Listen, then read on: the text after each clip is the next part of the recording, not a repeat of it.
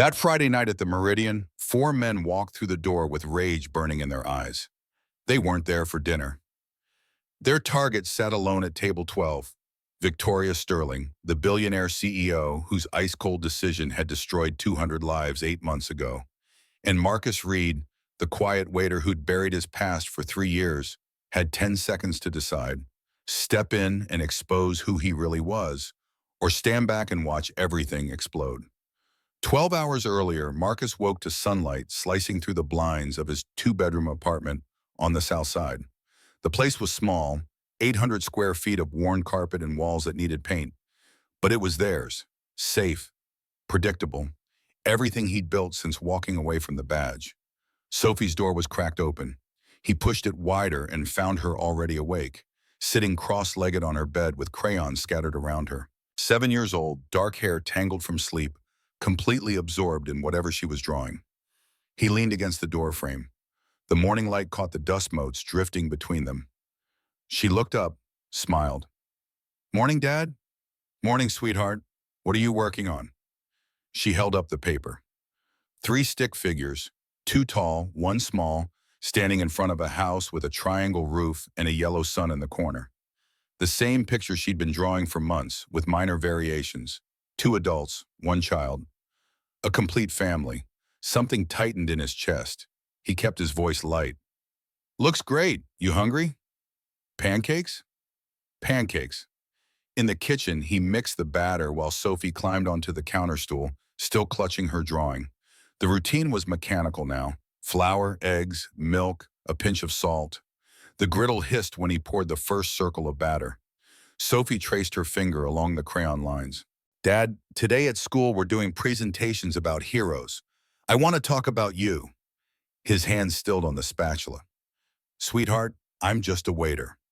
"But you used to be a police officer. That's a hero." He flipped the pancake, watching the golden brown surface bubble and crisp. Heroes didn't quit. Heroes didn't walk away when things got hard. Heroes didn't carry the weight of their failures every single day. "Heroes don't give up, Sophie. I gave up." She slid off the stool and wrapped her arms around his waist, pressing her face against his side. "You never gave up on me." The pancake was burning. He lifted it off the heat, set it on a plate, and knelt down to her level. Her eyes, so much like her mother's, the one thing Rebecca had left them before disappearing when Sophie was 2, searched his face with that particular 7-year-old intensity that saw through every deflection. "You're the most important thing in my life. You know that, right?" She nodded. "I know." He made her lunch while she ate, peanut butter and jelly sandwich, an apple, a juice box, and packed it into her frozen lunchbox. At 8:15, they walked 3 blocks to Lincoln Elementary. The morning air was crisp, October in Chicago, leaves turning gold and red on the trees lining the residential streets.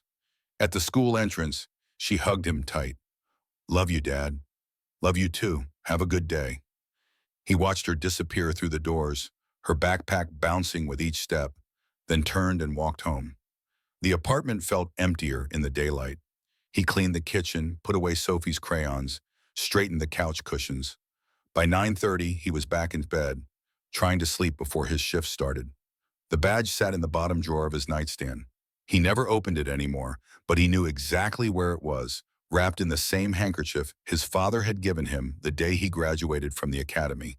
8 years of service, community intervention unit. A career he'd been good at, right up until the moment he wasn't. Sleep didn't come. At 3 o'clock, he gave up and showered. By 3:45, he was dressed in his waiter's uniform. Black slacks, white button-down shirt, black vest, black tie. The clothes felt like a costume, like he was playing a part in someone else's story. At 4, he picked up Sophie from the after-school program. She was playing foursquare with 3 other kids, laughing when she missed the ball. He waited by the fence until she noticed him and came running over. "How was school?" "Good. I did my presentation. Mrs. Anderson said it was really good." "What did you say?" "I said my dad used to help people when they were in trouble, and now he helps people have nice dinners, and that both things are important." His throat constricted. She made it sound so simple, like there was dignity in serving food to people who barely noticed he existed. Maybe there was. Maybe he was the one who couldn't see it. At home, Mrs. Chen from across the hall was already waiting. She was 65, a retired teacher from Seoul who'd moved to Chicago 40 years ago and never lost her accent. She'd been watching Sophie on his work nights since the beginning, 3 years of quiet reliability that had become the foundation of their routine. She already ate, Marcus said, handing over a $20 bill.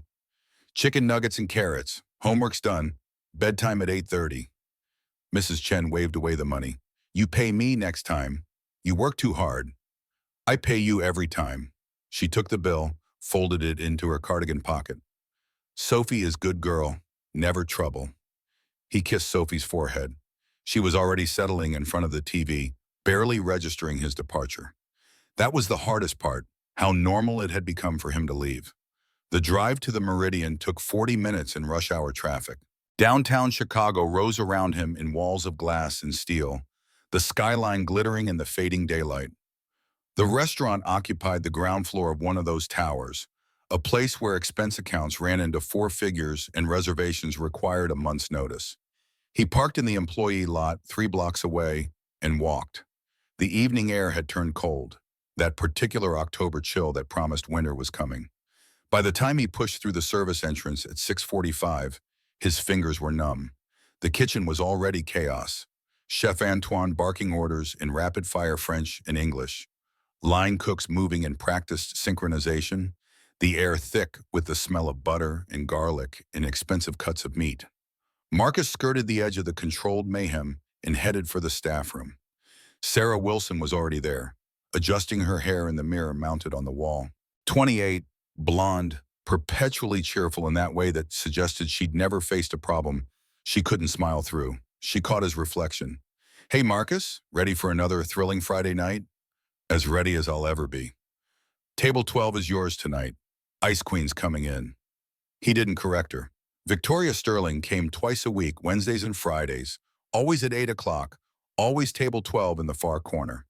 She ordered efficiently, ate methodically, tipped 30%, and never once made eye contact or attempted conversation. In a year of serving her, Marcus had exchanged maybe 50 words with the woman, all of them transactional. She's harmless, he said, checking his tie in the mirror.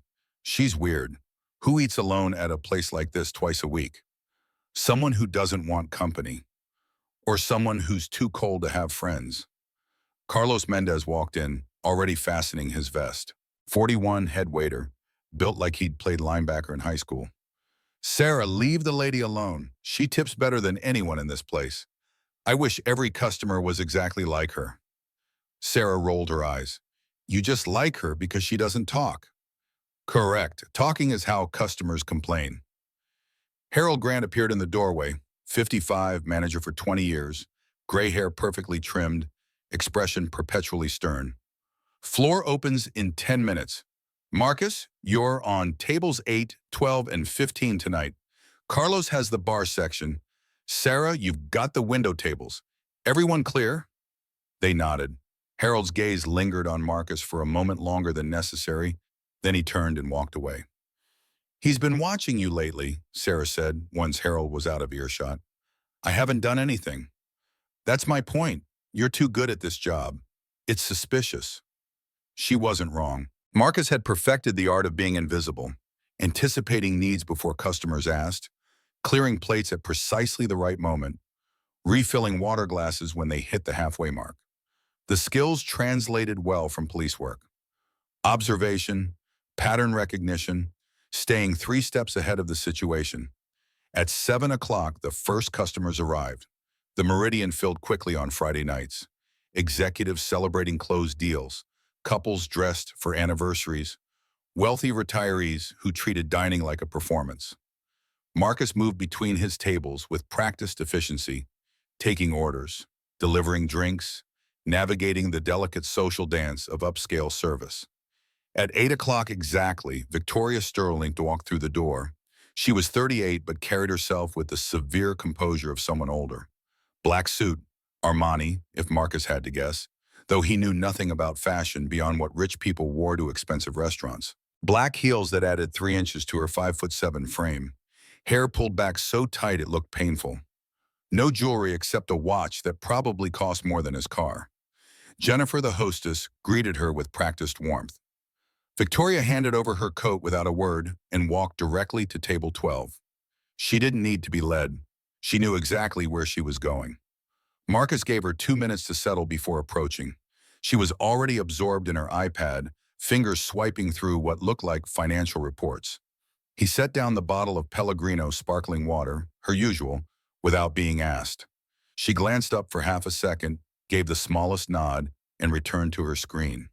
That was the extent of their interaction. Marcus stepped back, added the water to her tab on his handheld POS system, and moved to check on table 8. The next hour passed in its usual rhythm. Orders placed, food delivered, drinks refilled, plates cleared. Victoria ordered her standard meal. Seared scallops to start, followed by the braised short rib, no sides, no dessert. She ate slowly, methodically, never looking up from her iPad except to cut her food. Marcus was clearing table 15 when his phone buzzed in his pocket. He checked it discreetly. Sophie sending a photo. The stick figure drawing from this morning, now colored in with careful attention. The two adults in the picture had faces now. One was clearly him, brown hair, broad shoulders, the smile she always drew on his face even when he wasn't smiling in real life. The other was a woman with long black hair and what looked like a dress or maybe a suit. His daughter had been drawing this mysterious third person for months. He'd never asked who it was supposed to be. Part of him was afraid of the answer, that she was drawing the mother who'd abandoned them, or worse, some idealized version of what a complete family should look like. He pocketed the phone and returned to work. By 8:30, the dinner rush was hitting its peak. Every table full, the noise level rising as wine flowed and conversations grew louder. This was when Marcus felt most in his element. Controlled chaos, problems to solve, patterns to navigate. It reminded him of patrol work in a way. Different uniforms, different problems, but the same fundamental challenge. Stay alert, anticipate trouble, keep everyone safe. At 8:35, the front door opened. 4 men stepped inside. Marcus was refilling water glasses at table 14 when his cop instincts fired like an alarm system he couldn't shut off. His eyes tracked the men automatically, cataloging details before his conscious mind caught up. First man, 6'1", early 50s, gray hair cropped short, broad shoulders, work-calloused hands visible even from across the room. Jeans and a canvas jacket, paint stains on the sleeve. Jaw set like he was preparing for a fight. Second man, late 20s, maybe 30, nervous energy radiating off him like heat, kept clenching and unclenching his fists. Eyes darting around the room like he was looking for escape routes or targets. Third man, mid-40s, silent, watchful. The kind of stillness that came from years of hard physical labor, hands rough, posture patient. He was following the first man's lead but thinking independently. Fourth man, different from the others, late 30s, wearing a faded dress shirt and glasses with plastic frames, carrying a leather satchel. More educated maybe, less comfortable with whatever they were doing here. None of them belonged in the Meridian. The dress code was business casual at minimum. These men looked like they'd just come from a construction site or a factory floor. Jennifer, the hostess, approached them with her professional smile, already showing cracks of uncertainty. But it was their eyes that triggered Marcus's full attention. All four were scanning the dining room with focused intensity, looking for something, or someone. The first man's gaze locked onto table 12. His expression shifted, recognition mixed with barely controlled rage. Marcus's pulse quickened. He set down the water pitcher and moved closer, angling himself to overhear their conversation while pretending to adjust place settings at an empty table nearby. The first man spoke low to his companions. His voice carried just enough for Marcus to catch fragments. That's her, Sterling Capital CEO, Victoria Sterling. The young one answered, louder than he should have. You sure? I only saw her on the news. Third man, calm. I memorized her face, that's her. Fourth man, anxiety bleeding through. We shouldn't be here, this is a mistake. First man, no, she needs to see what her decisions did. Marcus's mind was already running scenarios, 4 against 1, 50+ civilians in the room, Victoria completely unaware, no immediate backup. The nearest police station was 12 minutes away with lights and sirens, longer without. He should tell Harold, get these men removed before the situation escalated. But something held him back. Not hesitation, exactly. More like recognition. The way they stood, the tension in their shoulders, the specific quality of their anger. These weren't criminals. They were desperate men at the end of their rope. And then the first man turned his head, and Marcus got his first clear look at the face. Recognition hit like a physical blow. 5 years ago, Rosie's bar on the south side, 10:40 at night, dispatch called it in as a fight in progress. Marcus had been first on scene, still in uniform, still believing he was good at his job. Four men brawling with three others over something stupid, sports, probably, or politics, or just the accumulated frustration of hard lives and too much alcohol. Marcus had waded in, separated the groups, de-escalated before anyone got seriously hurt. He'd arrested all 7 men, but when he wrote up the reports, he'd gone light. No one had pulled weapons. No one had thrown the first punch that he could definitively identify. Bar fight, not assault. They'd all spent a night in jail, paid fines, walked away without criminal records. The first man, his name was Frank something, Marcus couldn't remember the last name, had looked at him during booking and said something that stuck. I don't forget faces, Officer Reed. You're different from the others. Frank Castellano. The name came back now along with fragments of the arrest report. 52 years old, factory worker, no priors, cooperative during processing despite being drunk and angry. And now Frank Castellano was standing in the Meridian, staring at Victoria Sterling with the kind of focused rage that preceded violence. The young one, Ben, that had been his name, Ben Torres, stood up from where they'd taken seats at table 14, 2 tables away from Victoria. He started walking toward her. Marcus moved without thinking. Old training kicking in, muscle memory overriding the 3 years he'd spent trying to bury that part of himself. He crossed the dining room in 4 long strides and intercepted Ben 3 steps before he reached Victoria's table. His voice came out calm, professional, the tone he'd used 1,000 times as a cop. Sir, can I help you with something? Ben stopped. Up close, Marcus could see the desperation in his eyes, the kind that came from sleepless nights, an unpaid bill, and watching your life disintegrate in slow motion. I need to talk to her. Marcus positioned himself directly in Ben's path, not aggressive, just present, an obstacle that required acknowledgement. If you'd like to speak with another guest, I can pass along a message. Ben's voice rose. Just get out of my way. Victoria looked up from her iPad, finally noticing the confrontation happening 3 feet from her table. Her expression shifted from confusion to something more guarded, the mask of control slipping into place. The other 3 men stood up. Frank, Ray, and Jack. The names were coming back now, pieces of a report Marcus had filed 5 years ago. They moved toward the confrontation, and the entire dining room went quiet. Conversations stopped mid-sentence. Silverware stopped clinking against plates. Every eye in the room turned to watch. Marcus felt his body shift into the stance he'd trained for years. Shoulders square, weight centered, hands relaxed but ready. His voice changed too, not louder but carrying more authority. The voice of someone who expected to be obeyed. If you want to talk, we can do this the right way. But you need to step back from her table, now. Frank walked forward, slowly. His eyes were studying Marcus, and the moment of recognition landed. Wait, I know you. Marcus met his gaze. There was no point in lying. You should return to your table. Frank's voice carried across the suddenly silent restaurant. You're that cop. Reed, Marcus Reed, you arrested us at Rosie's bar 5 years ago. Ben jerked back slightly, uncertainty replacing some of the desperation. He's a cop? Marcus kept his tone neutral. I'm not a cop anymore. I'm asking you to sit down or leave the restaurant. Frank's expression shifted, surprise mixing with something that might have been bitter amusement. Small world. You're a waiter now. What happened? They fire you? Marcus didn't respond. He could feel Victoria's eyes on him now, calculating, trying to understand what was happening, trying to understand who he really was. The other men from Frank's group moved closer. The entire dynamic was shifting, the tension ratcheting up with each passing second.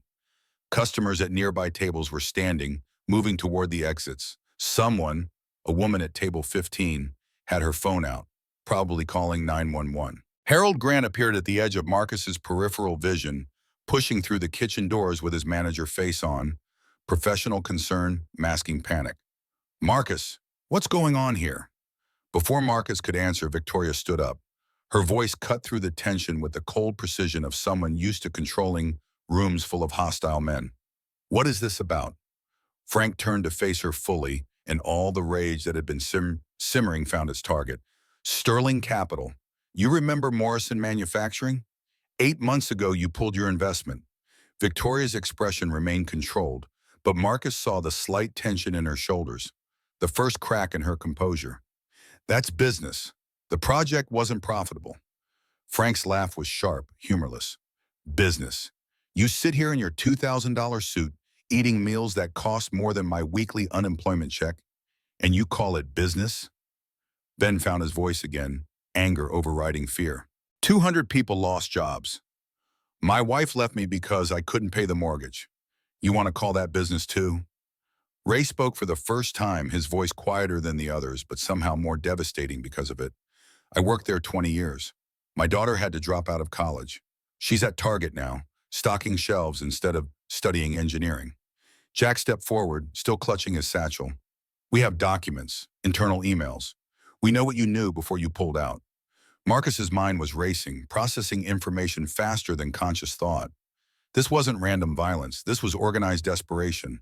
4 men who'd lost everything, who'd probably spent months planning this confrontation, working up the courage to face the woman who'd destroyed their lives. But they were also escalating. Voices getting louder, postures getting more aggressive. And Victoria, for all her control, was one wrong word away from triggering something that couldn't be walked back. He made a decision. His voice dropped lower, stripped of the polite waiter tone. The command voice, the one that had stopped fights and calmed domestic disputes and talked down men with weapons. "If you want to talk, we'll do this the right way. But you need to step back from her table, now." Something in his posture had changed. He could feel it himself, the way his body settled into the old patterns, the way his presence seemed to expand to fill the space. 8 years of police work didn't just disappear because you turned in a badge. Frank studied him for a long moment. The calculation was visible on his face, weighing options, measuring risks, deciding whether Marcus was a threat or an opportunity. "All right, Reed, let's talk." Marcus gestured toward the rear of the restaurant. "There's a patio out back. We can talk there without disturbing anyone." Harold started to protest. "Marcus, you're supposed to be working the floor." Victoria cut him off, her CEO voice returning. "Mr. Grant, these men and I are having a conversation. Marcus is helping facilitate it." Harold's expression suggested he was seconds away from a stress-induced heart attack. "Miss Sterling, I really think—" "I said no police." Victoria's tone left no room for argument, that's all. Harold looked at Marcus like he was witnessing career suicide in real time, then turned and walked back toward the kitchen. Marcus caught Sarah's eye across the room. She was standing frozen by the bar, her usual cheerfulness replaced by wide-eyed fear. He tilted his head slightly toward the kitchen, their signal for trouble, the one they'd established after a drunk customer got aggressive 2 years ago. She gave the smallest nod and slipped away to alert management. Frank turned to his 3 companions. They exchanged looks, some silent communication passing between men who'd probably known each other for years. Ben nodded first, then Ray, then reluctantly Jack. "We'll talk." Victoria stepped around her table, moving to follow them. Marcus moved to intercept her. "Miss Sterling, you should stay inside." She didn't even look at him. "They came here for me. I'm not hiding." There was something in her voice, not bravery exactly, but a kind of cold determination that suggested she'd spent years refusing to back down from hostile men in boardrooms. This was just another negotiation to her, another confrontation to control. Marcus led them toward the service corridor that connected to the rear patio. As they walked past table 14, he heard Jack whisper to Ray, barely audible, "She doesn't know, does she? About David?" Ray shook his head, a quick, sharp motion. Marcus filed the exchange away, another piece of a puzzle he didn't fully understand yet. The patio was technically a service area, a concrete square enclosed by brick walls where staff came to catch their breath between rushes. A few metal chairs sat scattered around a folding table someone had dragged out months ago. String lights hung overhead, half of them burnt out, casting uneven shadows across the space. The cool night air carried the smell of grease from the kitchen vents and distant traffic from the street beyond. Marcus held the door open as the four men filed out.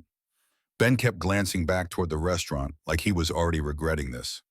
Ray moved with the careful patience of someone who'd spent years in difficult situations. Jack clutched his satchel against his chest like a shield. Frank walked out last, shoulders squared, ready for whatever came next. Victoria stepped out after them, and Marcus let the door close behind her. The noise from the restaurant cut off, replaced by the ambient sounds of the city. Sirens in the distance, the hum of air conditioning units, occasional car horns. Marcus positioned himself between Victoria and the four men, not aggressive, just present, creating space, maintaining distance. Frank pulled out one of the metal chairs and sat down. He gestured to the others. The informal hospitality of it, the suggestion that this was his space now, that he was in control, was deliberate. Marcus recognized the power play but didn't challenge it. Let Frank feel like he had control. It would make the conversation easier. Ray and Ben sat. Jack remained standing, still holding his satchel. Marcus broke the silence. "Anyone want coffee? Water?" Frank's response was flat. "We don't need coffee. We need her to understand what she did." Victoria's voice was steady. "I'm listening." Ben spoke first, words tumbling out like he'd been rehearsing them for months. "I'm Ben Torres. I worked at Morrison for 12 years. I was a welder, specialized pieces, custom orders that needed precision. I was proud of that work." His voice cracked slightly. "My wife left me 3 months ago, took our son. Every morning I still get up, put on work clothes, pretend I'm going to a job. I drive to the library and fill out applications for 8 hours. Then I come home like I'd been at work." Ray spoke next, his voice quieter but no less devastating. "Ray Martinez, 20 years fixing machines. I knew every bolt, every wire in that factory." He looked directly at Victoria. "My daughter Monica had a scholarship to University of Illinois. Full ride for academics, but it only covered tuition, not room and board. I was supposed to cover that part. Now she works at Target, stocking shelves at 4 in the morning before her community college classes. She tells me it's fine, but I see how she looks at me, like I broke a promise I didn't know I was making." Frank leaned forward, elbows on his knees. "Frank Castellano, I ran the third shift, 52 people under my supervision. When Morrison shut down, those 52 people asked me what to do next. They trusted me to have answers." His jaw tightened. "I didn't have any." Jack finally spoke, his voice barely above a whisper. "Jack Sullivan. I was the factory accountant." He opened his satchel and pulled out a manila folder, setting it on the table. "I kept copies of the internal reports. Sterling Capital's analysis showed Morrison could be saved with restructuring. Profit margins would be 11% instead of 14. That's it. 3%. He pushed the folder toward Victoria. "Your team proposed a plan to save Morrison. You rejected it because, and I quote, not worth the investment of time and resources for 11% when other projects yield 15%. Victoria's face went pale. Her hands trembled slightly as she reached for the folder. "Where did you get those documents?" Jack's voice hardened. "I copied them before they laid me off. Someone needed to have proof of what you did." Victoria opened the folder. Her eyes scanned the pages. Emails, financial projections, the internal memo with her signature at the bottom. Marcus watched her carefully. This was the moment that mattered, the point where she would either double down on her position or crack. She closed the folder slowly. Her voice came out quieter than before, less certain. "You don't understand how business works." Frank stood up, his chair scraping against concrete. "Then explain it. Explain why 200 lives are worth less than 3% profit." The words hung in the air. Victoria looked at the four men, really looked at them, maybe for the first time. Marcus saw something shift in her expression. Not quite empathy, but recognition. The beginning of understanding that she was facing real people, not abstractions on a spreadsheet. I run a company that manages billions of dollars. Investors trust me to maximize returns. If I don't deliver, they take their money elsewhere and everyone loses their job. Not just factory workers, but analysts, managers, hundreds of people at Sterling Capital itself. Ray's response was soft. So you chose your hundreds over our 200. Victoria's voice wavered. I chose survival. That's what CEOs do. We make impossible choices so companies don't collapse. Ben's face was wet with tears he wasn't bothering to hide anymore. And what about us? We weren't choosing between jobs. We were losing everything. Silence settled over the patio. Marcus could hear his own heartbeat, feel the tension in the air like a physical presence. This was the moment, the point where the situation would either de-escalate or explode. He spoke carefully, keeping his tone neutral. Miss Sterling, did you ever visit Morrison before making the decision? Victoria hesitated. No, I reviewed the data. That's how investment decisions are made. So you never met them. They were just numbers to you. Victoria started to respond, then stopped.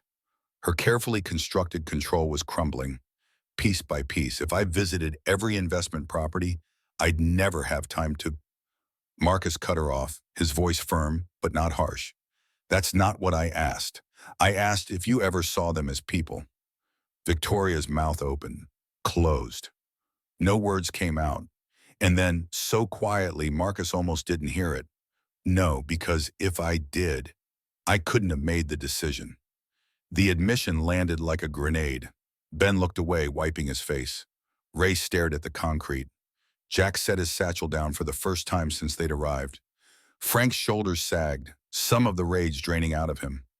Marcus felt the shift in the room. They'd come here for confrontation, for revenge, for some acknowledgement of the pain they'd endured.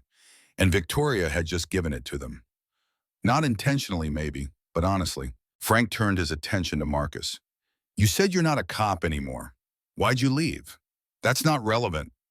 Ray's voice was gentle but insistent. You're asking us to trust you, to believe you're not just protecting her because she's rich. So yeah, it's relevant. Marcus took a breath. The story he'd spent 3 years avoiding, the reason he'd traded a badge for a waiter's apron, traded purpose for safety. 3 years ago, I got called to a domestic dispute. Husband had been drinking. Wife was scared. I talked to him, thought I'd calmed him down. So I left. The words came easier now, like lancing an old wound. 2 hours later, she was in the hospital with 3 broken ribs and a fractured jaw. He waited until I left, then drank more and lost control. Ben's voice was quiet. What happened to her? She survived. He got 15 years, but she'll never be the same. Marcus looked at his hands, remembering the way they'd shaken when his partner called him back to the scene. I couldn't trust my judgment after that. Every call, I second-guessed myself. So I turned in my badge. Frank's expression softened. So you get it, what it's like to fail. Yeah, I get it.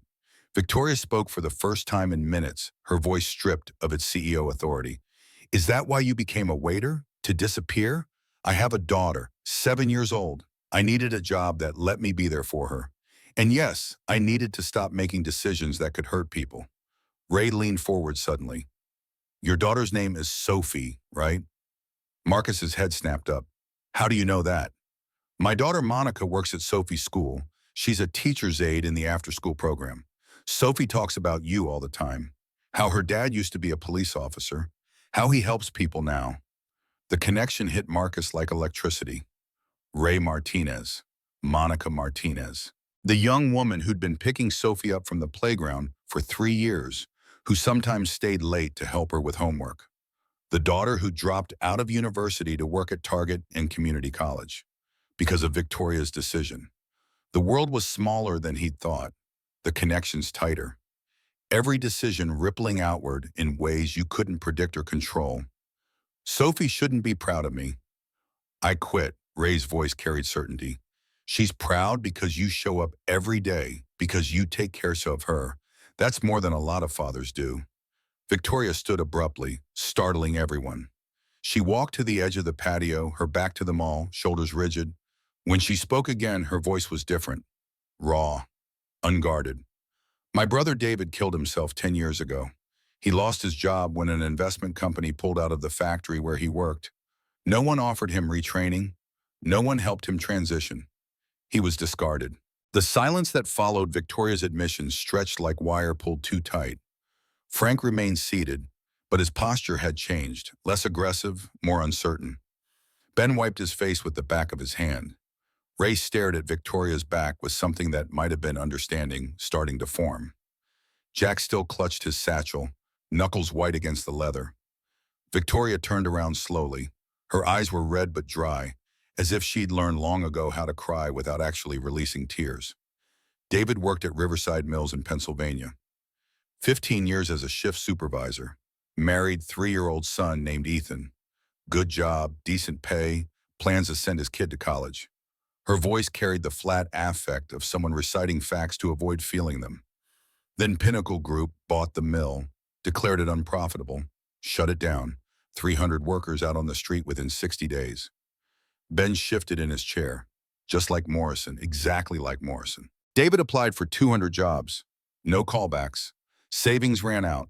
His wife Laura had to take 2 jobs. David fell into depression. Victoria's hands were clasped so tightly in front of her that her knuckles had gone bloodless. The night before he died, he called me. He was in New York. I was working late on a merger deal. He told me he didn't know how to keep going, and I said I was too busy, that I'd call him back over the weekend. The last part came out barely above a whisper. I never called. 2 days later, Laura found his car parked on the Riverside Bridge. He jumped at 3 in the morning. They found his body downstream 3 days after that. Jack's expression had softened despite himself. I'm sorry. Victoria's laugh was bitter and wrong. After the funeral, I went back to New York. I told myself I'd never let emotion interfere with business again. If I didn't feel anything, I couldn't be hurt. So I built walls, made decisions based purely on numbers, maximized returns, became exactly the kind of person who could look at 200 lives and see only insufficient profit margins. She looked at Frank, then at each of the others in turn. I created the Workforce Development Program 2 years after David died. It was supposed to be his legacy: job retraining, tuition coverage, stipends during the transition, a way to help people like him survive the kind of economic disruption that killed him. Jack's voice was cold. But you never used it for Morrison. No. Every time I thought about the program, I saw David's face. Easier to pretend it didn't exist. Easier to just make the clean, brutal decisions and not think about the human cost. Frank stood slowly, the metal chair scraping against concrete. So when you shut down Morrison, you did to us exactly what Pinnacle did to your brother. Victoria met his eyes without flinching. Yes. And now you're standing here telling us you know better? That you understand? No, I'm telling you I was wrong. That I became the thing that killed David, and I didn't even realize it until tonight. The patio door opened. Harold Grant stood in the doorway, face flushed with stress and anger. Miss Sterling, there are police officers in the lobby. Someone called 911. They want to speak with you and these men. Frank went rigid. We didn't break any laws. Marcus stepped between Harold and the group. Everyone stay calm. Mr. Grant, what did you tell them? I told them I'd get Miss Sterling. They're insisting on speaking with everyone involved. Victoria's composure snapped back into place like armor sliding over exposed flesh.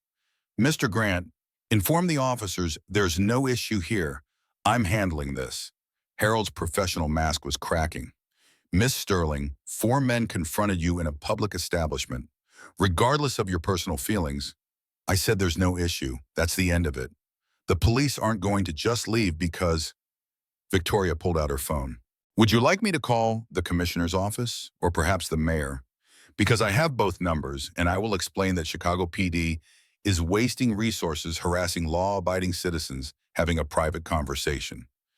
Harold's mouth opened and closed. Then stiffly, I'll convey your message. He disappeared back into the restaurant. Ben exhaled shakily. If they arrest me, I can't afford bail. I'll lose my unemployment benefits. They're not going to arrest anyone. Marcus kept his voice level, authoritative.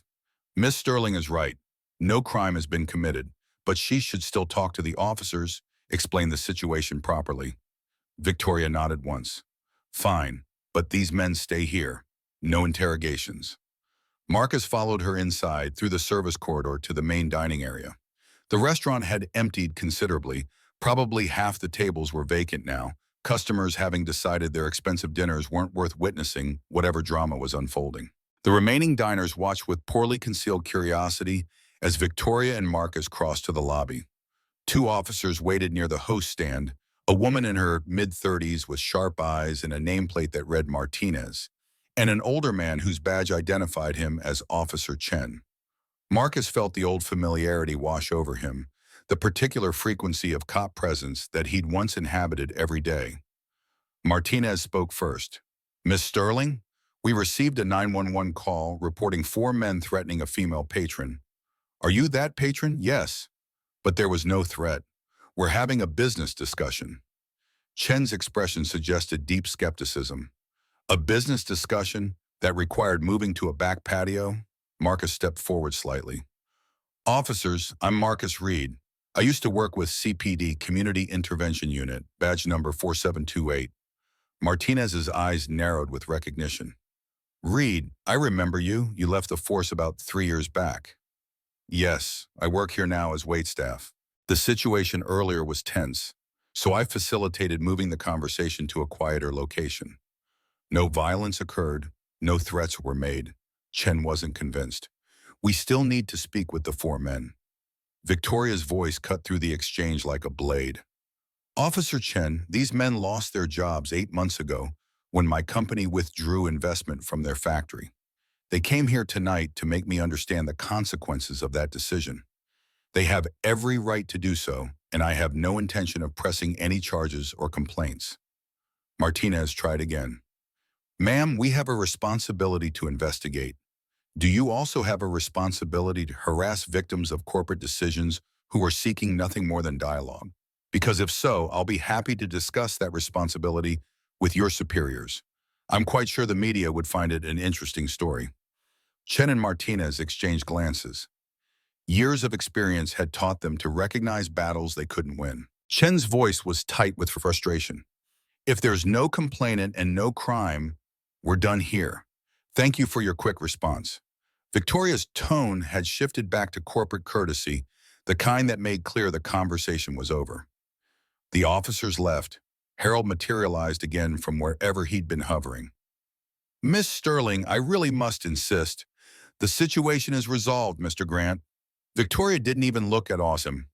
"I'll be finishing my meal now. Marcus can return to his duties." She walked back toward the service corridor. Marcus started to follow, but Harold caught his arm. His voice was low, urgent. "My office, now, 5 minutes."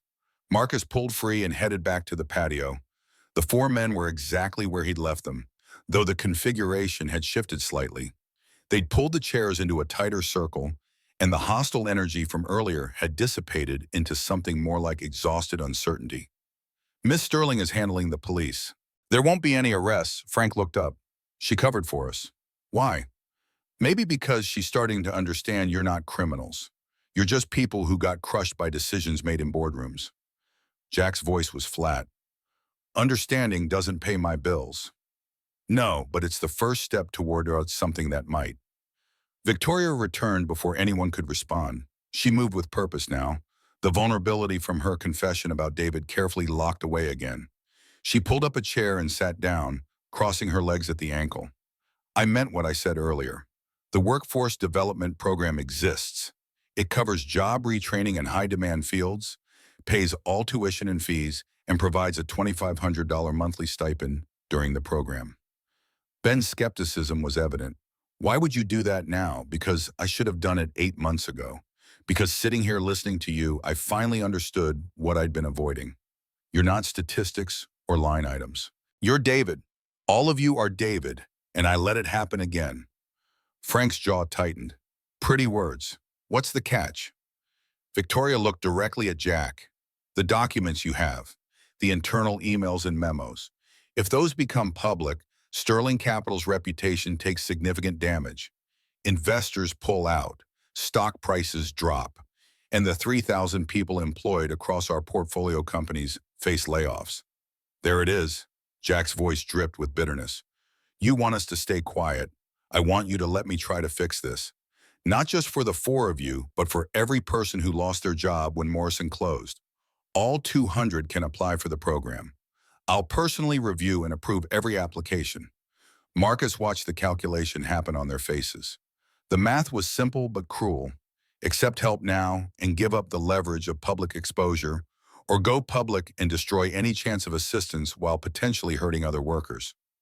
Ray spoke carefully. How do we know you'll actually follow through? What stops you from making this promise tonight, then disappearing? You'll have legal contracts, binding agreements. If I fail to honor them, you can sue for breach. Jack keeps his documents as insurance. Frank looked at his three companions. Can we have a minute? Victoria stood. Marcus, can you show me where the restrooms are? They're clearly marked. But he followed her back inside anyway. The restaurant was quieter now, only a third of the tables occupied. Sarah caught Marcus's eye from across the room, her expression a mix of concern and confusion. He gave her a small nod. Everything's under control, and she returned to clearing dishes from an abandoned table. In the hallway near the restrooms, Victoria leaned against the wall. The fluorescent lighting was harsh here, showing the fine lines around her eyes that expensive makeup usually concealed. She suddenly looked older than 38. Looked tired. That was real back there. What you told them about David? Marcus kept his voice neutral, not quite a question. Every word. She closed her eyes briefly. I haven't talked about David in 8 years. Haven't said his name out loud in probably 5. It's easier to just pretend it never happened. But it did happen. And Morrison was the same thing all over again. Yes, and I was too wrapped up in my own fear of feeling anything to make the connection until 4 desperate men cornered me in a restaurant. They're not desperate men anymore. You gave them that when you admitted you were wrong. Victoria opened her eyes, studying him with an intensity that was uncomfortable. You're not really a waiter, are you? This isn't what you're supposed to be doing with your life. I'm a father who needs reliable hours and enough income to support his daughter. That's what I'm supposed to be doing. The Community Intervention Unit. That's crisis negotiation, de-escalation, talking people down from ledges, both literal and metaphorical. I left that behind. Did you? Because what I watched on that patio was textbook crisis management. You moved us out of a public space, created privacy, let everyone speak without judgment, found common ground. That's not waiter training. That's years of professional expertise. Marcus didn't respond. The hallway felt too small suddenly, too close. Why did you really quit? Not the official story, the real reason. I told you, the domestic violence call, the woman I didn't protect. Victoria's eyes were too perceptive. You made a judgment call. It went wrong. That happens in police work. It's tragic, but it's not unique. Most officers would take the training reminder, see the department counselor, and go back to work. Most officers didn't watch a 5-year-old girl cry in a hospital waiting room because her mother's face was too swollen to kiss her goodnight. The words came out sharper than he'd intended. Victoria didn't flinch. So you decided you couldn't trust your judgment anymore. That the only safe choice was to stop making choices that mattered. That's armchair psychology from someone who doesn't know me.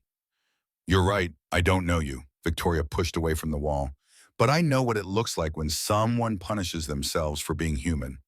I've been doing it for 10 years. The patio door opened. Ben stuck his head into the corridor. We've talked. Victoria straightened her suit jacket, the CEO mask sliding back into place. Marcus followed her outside. The 4 men were standing now, arranged in a loose semicircle. Frank appeared to be the spokesperson, though the decision had clearly been collective. We'll accept your offer. All of us will apply for the program, but we want monthly check-ins in person with you directly, not some HR manager. Agreed. Ray added his condition. And if anyone enrolled in the program isn't getting what they were promised, if there's any runaround or bureaucratic delays, we reserve the right to release the documents. Understood and accepted. Jack was last. We keep the documents. We don't hand them over. They're our insurance that you'll keep your word. Keep them. Victoria's voice was firm. I hope you never need to use them, but I understand why you need to have them. Frank extended his hand. Then we have a deal. You'll have formal contracts by Monday. You'll have them by Monday morning. And I'll start reviewing Morrison employee applications immediately. Anyone who was laid off can submit starting Monday. They shook hands, first Frank, then Ray, then Ben, then finally a reluctant Jack. The gesture was formal, businesslike, carrying none of the warmth of actual reconciliation. But it was something, a beginning. Thank you. Ben's voice cracked slightly. I mean it. This doesn't fix everything, but it's a chance. It's what I should have provided 8 months ago. Victoria's professional composure wavered just slightly. I can't give back the time you lost, but I can try to help you move forward. The four men left through the patio's rear gate, disappearing into the Chicago night. Their footsteps faded quickly, swallowed by the ambient noise of the city. Marcus and Victoria stood alone in the dim light of the dying string bulbs. The October air had gotten colder, carrying the promise of winter that Chicago residents learned to recognize. Victoria broke the silence first. I meant what I said inside, about you not being a waiter. She pulled a business card from her suit pocket, heavy cardstock, embossed letters. I want to offer you a position. Community Relations Manager. You'd be the interface between Sterling Capital and the communities affected by our investments. Your job would be to see what I can't see, to tell me when we're about to make another Morrison. Marcus took the card but didn't look at it. I'm not qualified. I don't have a business degree. I don't know corporate structure or finance or any of the things someone in that role would need. You're qualified because you understand people. You know how to listen, how to de-escalate, how to build trust. Those aren't skills you learn in business school. You don't even know if I'm any good at my actual job. You've been a customer for a year, and we've barely exchanged 50 words. I know you remembered I drink Pellegrino without being asked. I know you time your approaches to tables based on the customer's body language. I know you're observant, detail-oriented, and patient. And tonight I watched you stop a situation that could have turned violent, using nothing but calm authority and genuine empathy. She held out a folder. When had she gotten that from inside? Marcus hadn't seen her carrying it. The complete position description and compensation package. Take it home. Think about it. No pressure, no deadline. Marcus opened the folder, scanning the first page. The salary number jumped out at him. $120,000 annually. More than 3 times what he made at the Meridian. Enough to move to a bigger apartment, save for Sophie's education. Stop worrying about every unexpected expense. But the number also terrified him. This wasn't just a job change. This was stepping back into a world where his decisions mattered, where his judgment would be tested, where he could fail again. His phone buzzed. Text from Sophie. Dad, are you okay? I had a bad dream about you. The timing felt like a sign, though Marcus had never believed in signs. He pocketed the phone without responding. I need to think about this. Of course. Call me Monday with your answer, or Tuesday, or whenever you decide. She walked back inside. Marcus stayed on the patio for another moment, holding the folder and the business card, feeling the weight of possibility pressing down on him. When he returned to the dining room, Harold was waiting by the service station with the expression of a man whose patience had finally snapped. My office, now. Harold's office was barely larger than a closet. A desk, 2 chairs, file cabinets lining one wall, and a coffee maker that was perpetually brewing. The air smelled like stale espresso and stress. Harold closed the door and sat down behind the desk, not inviting Marcus to sit.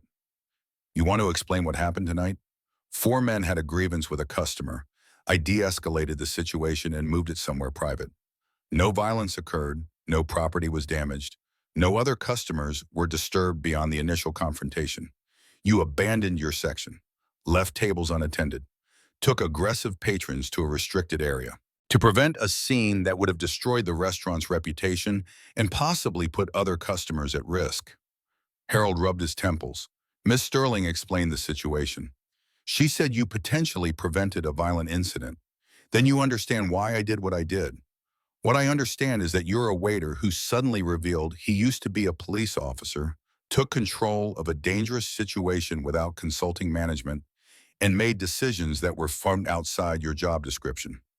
Would you have preferred I let it escalate, called 911, and waited 12 minutes while 4 angry men confronted a lone woman in front of 50 witnesses? Harold's silence was answer enough. He pulled off his glasses and cleaned them with a handkerchief from his pocket. Miss Sterling is one of our most valuable customers. Regular, high spending, never complains. When I spoke with her privately, she said if I fired you, she'd stop coming here. She also said she's offering you a position at her company. Marcus didn't confirm or deny. Are you taking it? I don't know yet. Harold put his glasses back on. If you do take it, give me 2 weeks' notice. I can't afford to lose a good waiter without time to hire a replacement. If I take it, you'll get proper notice. Fine. Get back to work. You still have 3 tables to close out. The rest of the shift blurred past in mechanical routine. Clear table 8, deliver check to table 15, refill water glasses, smile politely, fade into the background. Sarah kept shooting him curious looks, but didn't ask questions.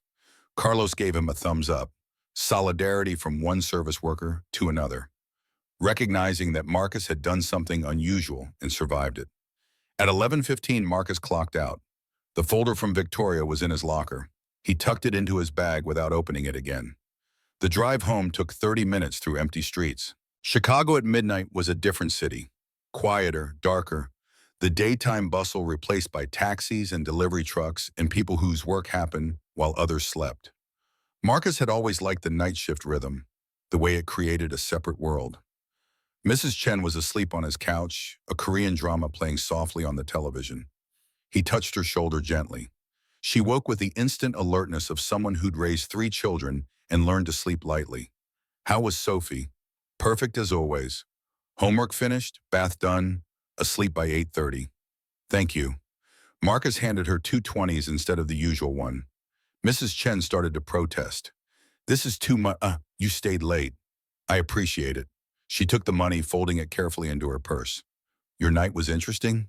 You could say that. After she left, Marcus checked on Sophie. She was asleep in her narrow bed, surrounded by stuffed animals and library books. The stick figure drawing from this morning was taped to the wall above her headboard. 2 adults and a child, a complete family. He stood in the doorway watching her breathe, the steady rise and fall that was the most precious thing in his world. Whatever decision he made about Victoria's offer would ripple into Sophie's life. More money meant better schools, better opportunities. But the job would mean travel, irregular hours, the possibility of failure in ways that would hurt more than dropping a plate or forgetting a drink order. In his own room, Marcus sat on the edge of the bed and finally opened the folder properly.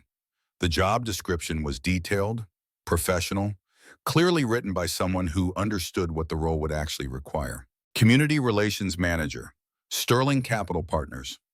Primary responsibilities: interface between Sterling Capital Investments and affected communities. Conduct on-site assessments of community impact for proposed investment changes. Provide detailed reports on human and social costs of business decisions. Recommend strategies for minimizing negative community impact. Develop and maintain relationships with local leaders, workers, and stakeholders. Required qualifications: strong interpersonal and communication skills, experience in crisis management, negotiation, or conflict resolution, ability to understand and synthesize complex social dynamics, willingness to travel to 60% of time. The travel requirement jumped out. 40 to 60% meant 2 or 3 weeks per month away from Sophie. Mrs. Chen could handle evening care, but full weeks? That was different. His phone lit up with the text he'd ignored earlier. Sophie's message: Dad, are you okay? I had a bad dream about you. He typed back, I'm home now, I'm fine. Go back to sleep, sweetheart. Love you. The response came immediately, which meant she hadn't been sleeping. Love you too. Can we have pancakes tomorrow? Absolutely. He set the phone down and lay back on the bed without undressing. The ceiling fan rotated slowly overhead, its chain tick-ticking with each revolution. The sound used to drive him crazy when they first moved in. Now it was just part of the ambient noise of home. The badge was still in the bottom drawer. He hadn't looked at it in 18 months. His hand reached out, pulled the drawer open, found the handkerchief by feel in the darkness. The metal was cold against his palm. Badge number 4728, Officer Marcus Reed, Chicago Police Department, Community Intervention Unit. The version of himself that had believed he could help people, that his judgment was sound, that he was making a difference.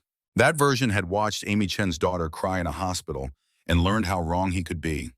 He wrapped the badge back up and closed the drawer. Tomorrow he'd decide about Victoria's offer. Tonight he'd sleep, or try to. The dreams came anyway. They always did on nights when the past surfaced. Amy Chen in the hospital bed, face unrecognizable under the swelling. David Sterling standing on a bridge at 3 in the morning, looking down at black water. 4 men walking into a restaurant with desperation in their eyes. Victoria Sterling admitting she'd become the thing that killed her brother. And Sophie asking him why he'd given up on being a hero. Marcus woke at 7 to pale sunlight and the smell of bacon cooking. He found Sophie in the kitchen, standing on the step stool by the stove, carefully turning strips with a fork. "Sweetheart, you're not supposed to use the stove without me. I wanted to surprise you." She grinned, completely unaware of how his heart had stopped at the sight of her near open flame. "You make me pancakes all the time. I wanted to make you something." He took over at the stove, moving her gently aside. "How about you handle the orange juice instead?" They ate breakfast together at the small table by the window. Sophie talked about school, about a boy named Jeremy who'd pushed her on the playground, about how Monica, Ray Martinez's daughter, though Sophie didn't know Marcus had made that connection, had helped her with her math homework. "Dad, why do you look sad this morning?" "I'm not sad, just thinking about work." "Did something happen last night?" Marcus considered how much to tell her. Sophie was 7, but she was perceptive beyond her years, shaped by being raised by a single father who'd never quite figured out how to hide his emotions properly. "Someone offered me a different job. One that pays more money but would mean I'm away from home more often." Sophie's face fell. "How much more?" "Maybe 2 or 3 weeks every month." She pushed scrambled eggs around her plate. "Would you take it?" "I don't know yet. What do you think I should do?" The question surprised her. Adults didn't usually ask 7-year-olds for career advice. She thought about it seriously, fork suspended in midair. Is it helping people? The new job? Word count. 5s and 14, yes. Marcus set down his own fork. It would be helping people who are in situations like the men who came to the restaurant last night. People who lost their mom and need someone to make sure they're not forgotten. Sophie's expression turned thoughtful in that way that made her look older than 7. "Then you should take it, even if it means you're gone more. Because helping people is what you're supposed to do." The wisdom of children cut deeper than any adult advice. Marcus reached across the table and squeezed her hand. "When did you get so smart?" "I've always been smart. You just don't always listen." After breakfast, they walked to the park 3 blocks away. The October morning was bright and cold, leaves crunching under their feet. Sophie ran ahead to the swings, and Marcus pushed her higher and higher while she shrieked with delight. Other families dotted the playground, fathers coaching reluctant kids down slides, mothers chatting on benches, the weekend rhythm of ordinary domestic life. Marcus's phone buzzed. Text from Victoria. "No pressure on the decision. Take whatever time you need. Also, the contracts for the 4 men will be ready Monday as promised. Thank you for last night." He didn't respond. The phone went back in his pocket, and he focused on Sophie arcing through the autumn air, her laughter carrying across the playground. That evening, after Sophie was in bed, Marcus sat at the kitchen table with the folder open in front of him. The salary figure still seemed impossible, $120,000. He did the math automatically. That was $10,000 per month. After taxes, maybe $7,000. Current rent was $1,200. With that income, they could afford $2,500, maybe $3,000.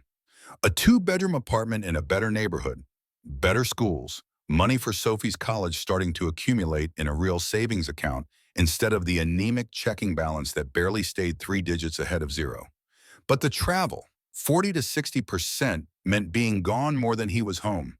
Sophie was 7 now. In 5 years, she'd be 12, on the edge of adolescence when kids needed parents most. In 10 years, she'd be 17, nearly grown, and he'd have missed huge chunks of her childhood for work he might not even be good at. The fear was familiar, the same fear that had driven him out of police work. What if his judgment failed again? What if he advised Victoria to save some factory and it collapsed anyway, costing more jobs? What if he made the wrong call and people suffered because he'd been too confident in his own assessment. He thought about Amy Chen, about the moment she'd grabbed his hand and asked him not to leave, about how certain he'd been that he'd handled the situation, that Derek Chen was calm enough, that everything would be fine. 2 hours later, Amy had been in the ICU. Marcus closed the folder and went to bed without deciding anything. Monday morning arrived with gray skies and the first real cold snap of the season. Marcus dropped Sophie at school, drove to the Meridian, and clocked in for the lunch shift. The restaurant felt different in daylight, less glamorous, more obviously a service workplace. Harsh fluorescence in the kitchen, staff moving with the practiced efficiency of people who'd done these same tasks 1,000 times. Sarah cornered him by the prep station. "So, are you going to tell me what actually happened Friday night?" "4 guys had a problem with a customer. I helped resolve it." "You helped resolve it?" She crossed her arms. "Marcus, half the customers left. The police came. Harold looked like he was having a coronary. And now there's a rumor you used to be a cop?" "Used to be. Past tense. Why didn't you ever mention that?" "Because it's not relevant to making sure table 8 gets their salmon cooked medium rare." Sarah studied him with the particular intensity of someone who'd worked alongside him for 3 years and suddenly realized she didn't know him at all. "Are you leaving? Is that customer offering you something?" "I don't know yet. But she did offer you something." Marcus picked up his order pad and headed for the floor. The lunch crowd was light, mostly business meetings, the kind of customers who ordered quickly and ate efficiently because they had afternoon appointments. He served them with his usual invisible competence and tried not to think about the decision waiting for him. At 2:30, his phone rang. Unknown number, but the area code was local. He answered during his break. Marcus Reed. The voice on the other end was male, young, tentative. "Mr. Reed, this is Ben Torres from Friday night." "Ben." Marcus moved to a quieter corner of the staff room. "Is everything all right?" "Yeah, I wanted to call and say thank you for what you did, for not letting things get out of control." "You don't need to thank me. I do, though. We went there angry, planning to confront her, make her pay attention. But if you hadn't stepped in the way you did, if you just called security or let us get arrested, we would have ended up with nothing. Just criminal records and more problems. Victoria Sterling is the one who decided to help. I just facilitated the conversation." Ben's voice cracked slightly. "My wife called me yesterday, first time in 2 months. She heard about the training program. I guess news travels in the Morrison network. She wants to talk about maybe trying again, if I can get stable again." "That's good, Ben, really good. So thank you for seeing us as people instead of threats." After the call ended, Marcus stood in the empty staff room staring at his phone. This was what the work could be. Not arresting people or filing reports or showing up after the damage was done, but creating spaces where desperate people could be heard before they did something irreversible.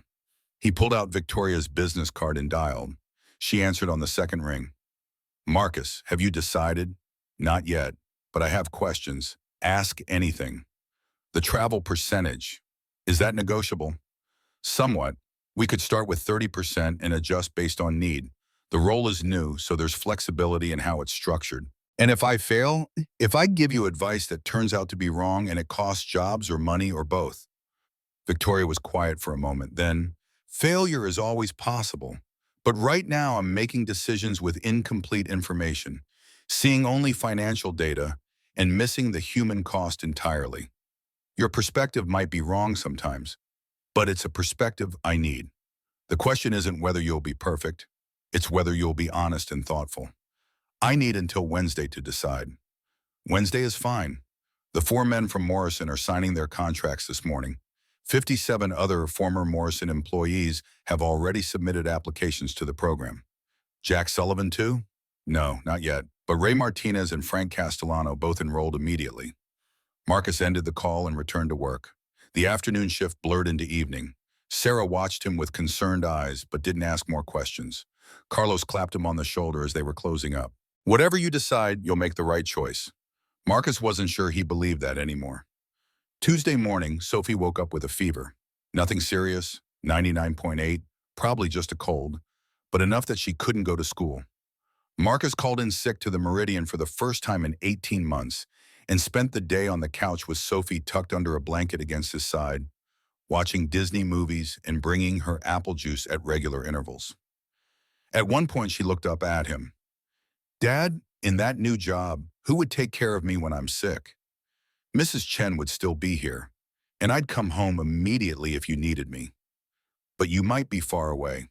The geography of parenthood versus career, a calculation millions of working parents made, but that didn't make it easier. "Sometimes, sweetheart, but I'd always be a phone call away. It's not the same." "No, it's not." She nestled closer against him. "I still think you should take it, though." "Why? Because you're sad being a waiter. You're not sad when you help people." The observation landed with uncomfortable accuracy.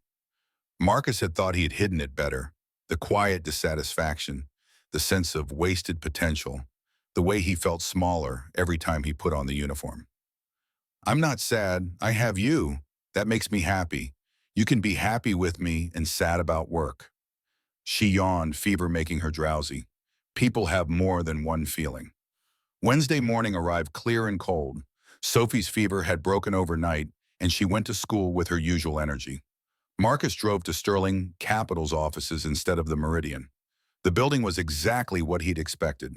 Glass and steel, 30 floors, the kind of corporate tower that dominated Chicago's downtown. The lobby was marble and modern art, security desk manned by professionals who looked like they'd done military time. Marcus gave his name at the desk. The guard made a call, then handed him a visitor badge. 15th floor. Miss Sterling is expecting you." The elevator was fast and silent. The doors opened onto a reception area that screamed expensive.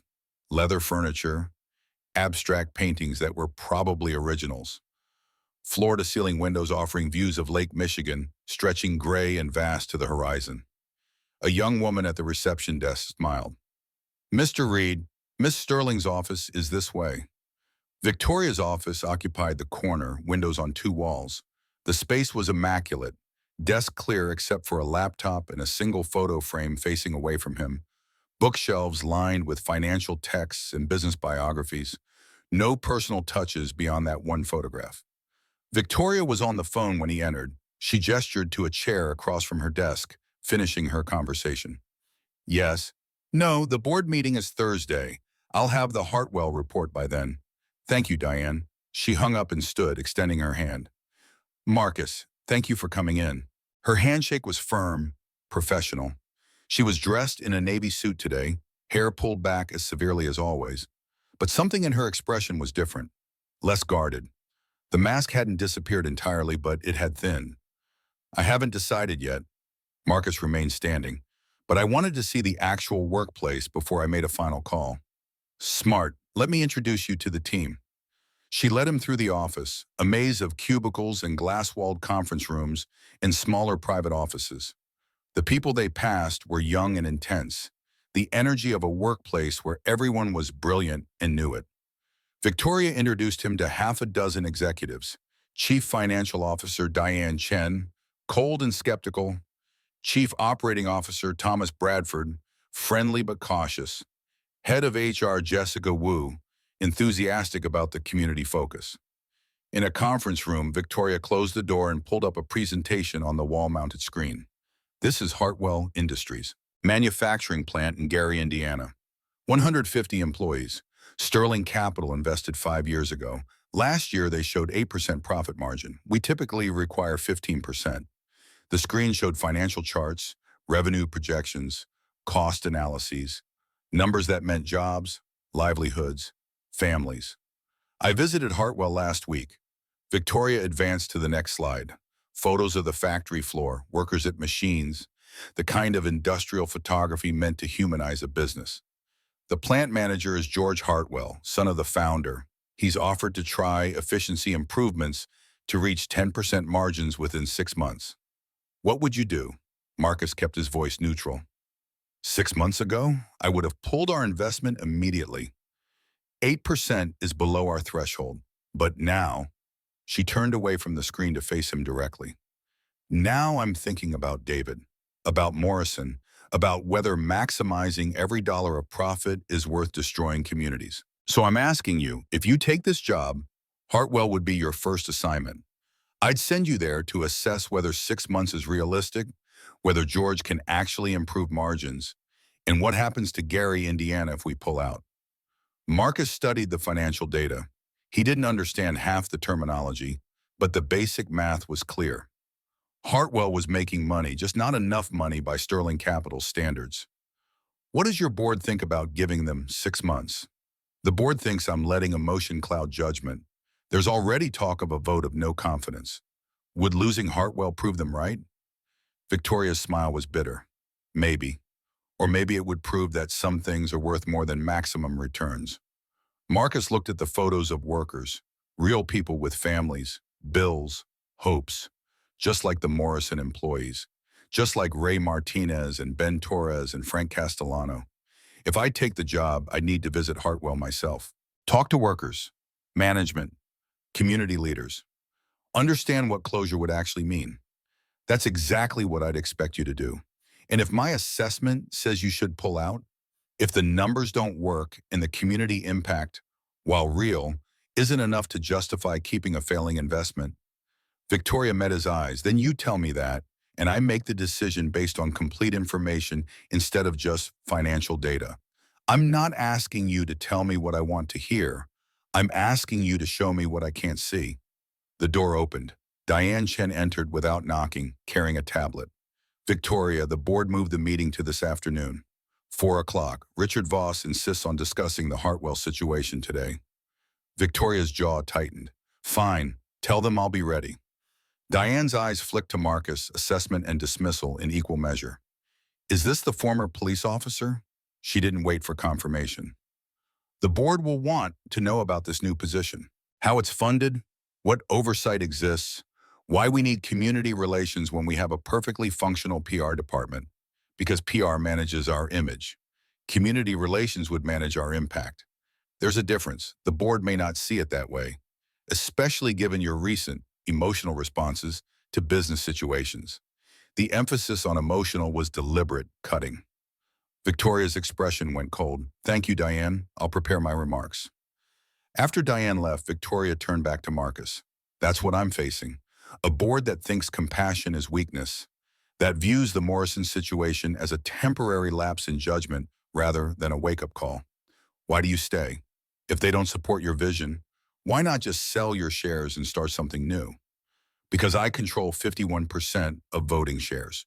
They can't remove me without cause. And walking away would mean abandoning the 3,000 people who work at our portfolio companies. Better to fight for change from the inside, even if it costs you the company. Victoria's pause was heavy. I spent 10 years building Sterling Capital into what it is. But if what it is becomes another Pinnacle Group, another soulless entity that destroys lives for percentage points, then yes, I'd rather lose it. Marcus pulled out his phone and opened the calculator app. The salary breakdown, the rent calculations, the mental math of what this decision would mean for Sophie's life, all the practical considerations that made accepting the smart, obvious choice. But underneath the numbers was something else. The memory of Ben Torres' voice on the phone, grateful that someone had seen him as human. The weight of his badge in the bottom drawer, representing the person he used to be.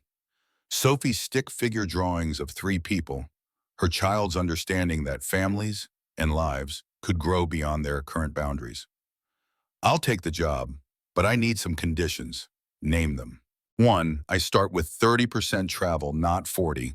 Until Sophie's older, I need to be home more than I'm gone. Agreed.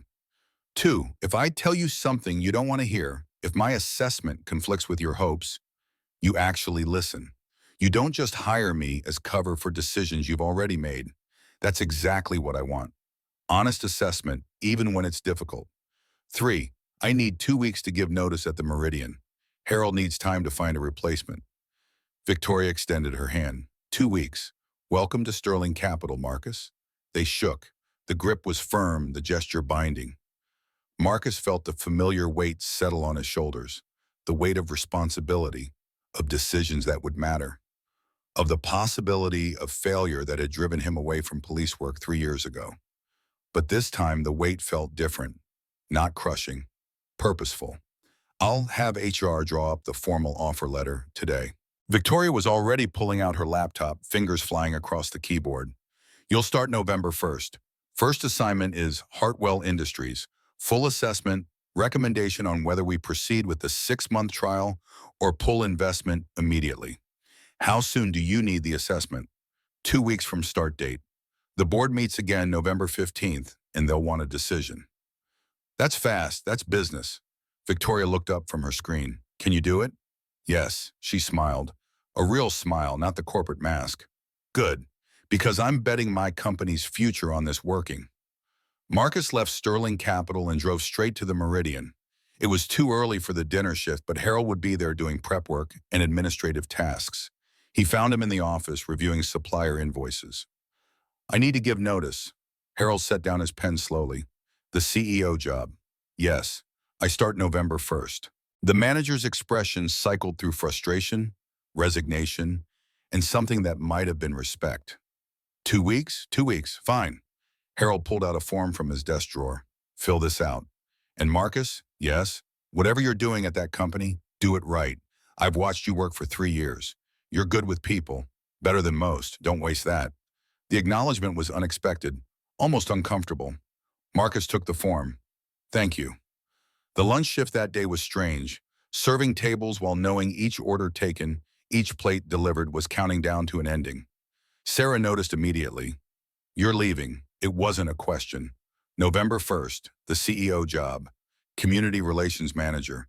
I'll be the person who makes sure companies like Sterling Capital understand the impact of their decisions on real people. Sarah's expression was complicated. I'm happy for you and also jealous, and also worried you're making a huge mistake. Why mistake? Because you're good at this. She gestured around the restaurant. You're calm, reliable, never stressed. And now you're going back to the kind of work that made you quit in the first place. It's not the same, isn't it? Making important decisions, hoping you're right, living with the consequences when you're wrong. The observation cut close to his own fears. But yes, it's different. This time I'm trying to prevent failures instead of responding to them. That night, after putting Sophie to bed, Marcus called his father. They spoke once a month, brief conversations that covered weather and health and little else. James Reed lived in Arizona now, retired from 30 years as a mechanic, spending his days on a golf course Marcus had never seen. Dad, it's Marcus, son. Is Sophie okay? She's fine. I'm calling because I made a decision about something, and I wanted to tell you. The pause was long enough that Marcus wondered if the connection had dropped. Then, you're going back to police work. Not exactly. Corporate job, community relations, using the same skills but in a different context. Another pause. The skills that made you quit? Dad, no judgment, son, just asking. The skills that made me think I couldn't do the work anymore. But somebody reminded me that stepping back isn't the same as moving forward. Your mother used to say that. James Reed's voice softened, the way it always did when he mentioned Marcus's mother. She died when Marcus was 12, cancer taking her over the course of 18 months. Before she passed, she told me that mistakes don't define you unless you let them. I let this one define me for 3 years. And now you're not. That takes courage. Or stupidity. Sometimes those are the same thing. James Reed cleared his throat. Sophie know yet? She's the one who told me to take it. Smart kid. His pride was audible, just like her grandmother. After hanging up, Marcus sat in the dark living room and thought about his mother. She'd been a social worker, the kind who believed every kid deserved a chance, who brought work home in the form of phone calls at midnight and case files spread across the dinner table. She died believing she'd made a difference, even though the system was broken and the victories were small and the defeats were crushing. Maybe that's where he learned it. The belief that showing up mattered, that trying was worth it even when the odds were terrible. His first week at Sterling Capital was overwhelming. Jessica Wu from HR walked him through benefits, enrollment, office systems, security protocols. He got an office, small but private, with a window, and a laptop that was faster than any computer he'd ever used. His email inbox filled immediately with meeting invitations, document requests, introductions to people whose titles he barely understood. Victoria scheduled him for 2 hours every morning that first week, bringing him up to speed on Sterling Capital's portfolio. 23 companies across manufacturing, technology, logistics, and healthcare. Some thriving, some struggling, all of them representing thousands of jobs and families whose lives hung on investment decisions made in glass towers. On Wednesday of his first week, Victoria took him to his first board meeting. The boardroom was on the 16th floor, even more intimidating than Victoria's office. A long table of dark wood, leather chairs, another wall of windows. 7 people were already seated when they entered. Diane Chen, Thomas Bradford, and 5 others Marcus didn't recognize. Victoria made introductions. This is Richard Voss, chairman of the board. Patricia Lee and Samuel Green, major investors. Stephen Park and Jennifer Dunn, independent board members. Richard Voss was 65, silver-haired, with the kind of face that had probably been handsome once, but had settled into harsh angles. He barely acknowledged Marcus. Miss Sterling, I trust you have a compelling reason for this meeting. Victoria took her seat at the head of the table. Marcus sat to her right, acutely aware that he was the only person in the room not wearing a suit that cost more than his car. We're here to discuss Hartwell Industries and to introduce Marcus Reed, our new community relations manager. Diane Chen's voice was sharp. I reviewed the financials. Hartwell's profit margin is 8%. We require 15%. This should be a simple divestment decision. It would be simple if we only looked at profit margins. Victoria pulled up a presentation on the wall screen. But Mr. Reed is here specifically to help us understand the broader context of our investment decisions. Richard Voss leaned back in his chair. With all due respect, context is what management consultants sell to justify avoiding hard choices. Hartwell is underperforming. We pull our investment and allocate capital to better opportunities. Marcus felt Victoria's eyes on him, and this was the test. Speak up or stay silent. He cleared his throat. Mr. Voss, have you been to Gary, Indiana? The question caught the chairman off guard. I don't see the relevance. Hartwell Industries employs 150 people in Gary. It's the largest remaining employer in a city that's been economically devastated for decades. If Sterling Capital pulls out, those 150 jobs disappear. Most of those workers won't find equivalent employment. The ripple effects, increased poverty, reduced tax base, more strain on social services, will harm the entire community. Richard's expression hardened. That's a social policy argument, not a business argument. It's a risk management argument. Marcus kept his voice steady. Communities remember companies that destroy them.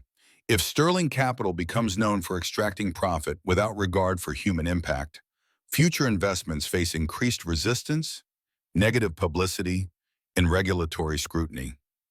Patricia Lee spoke up. So your recommendation is we accept 8% margins indefinitely? No.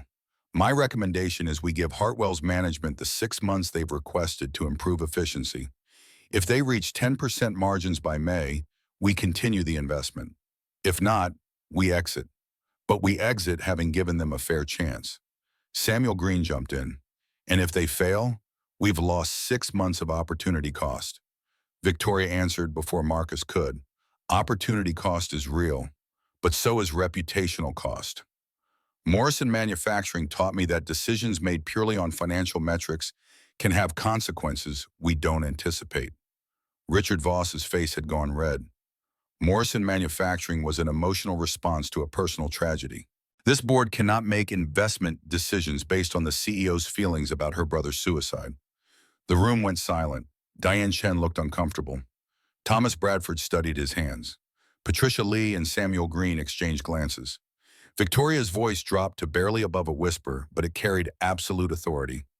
My brother's death gave me perspective I should have had all along. And if you think basic human decency is emotion clouding judgment, then perhaps you're at the wrong company, Richard. The chairman stood abruptly. I'm calling for a vote of no confidence. This board cannot function with a CEO who prioritizes sentiment over shareholders.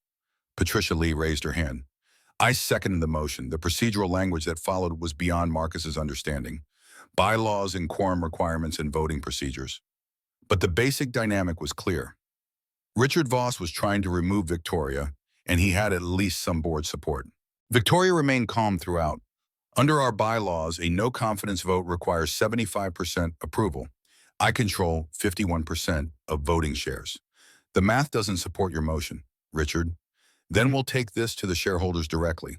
Argue that your judgment is compromised, that you're placing personal feelings above fiduciary responsibility. Do what you need to do. But understand that I'm not backing down from this. Sterling Capital will change, or I'll burn it down trying. The meeting dissolved into chaos, people talking over each other, procedural arguments. Thomas Bradford trying to mediate.